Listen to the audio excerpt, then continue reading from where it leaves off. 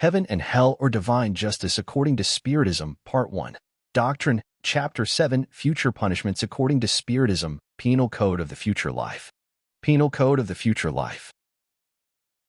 Spiritism does not, therefore, come, through its private authority, to formulate a code of fantasy, his law, with regard to the future of the soul, deduced from observations made on the fact, may be summed up in the following points.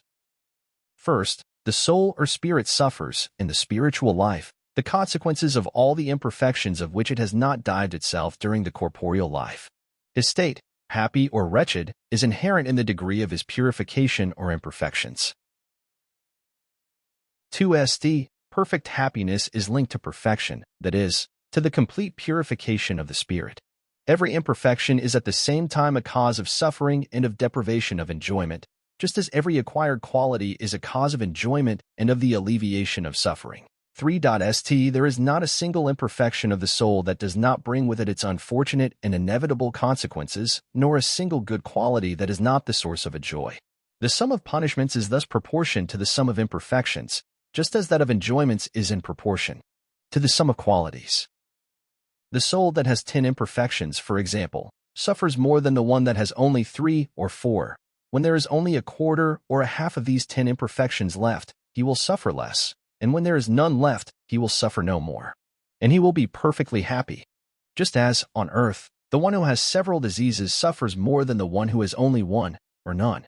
For the same reason, the soul that possesses 10 qualities has more enjoyments than the one that has fewer qualities. 4. By virtue of the law of progress, every soul having the possibility of acquiring the good that it lacks and getting rid of what is bad, according to its efforts and its will, it follows that the future is not closed to any creature. God does not disown any of his children. He receives them into his bosom as they attain perfection, thus leaving to each one the merit of his works. 5.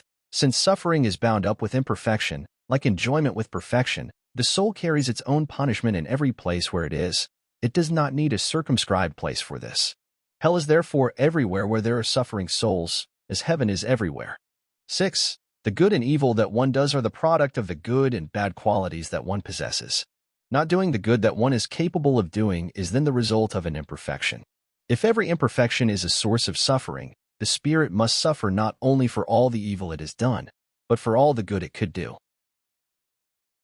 7. The spirit suffers for the very evil it has done, so that its attention being incessantly concentrated on the consequences of this evil, it will better understand its inconveniences and be motivated to correct itself. 8. Since God's justice is infinite, a strict account of good and evil is maintained. If there is not a single bad action, a single bad thought that does not have its fatal consequences, there is not a single good action, a single good movement of the soul. The slightest merit, in a word, that is lost, even in the most wicked, because it is a beginning of progress.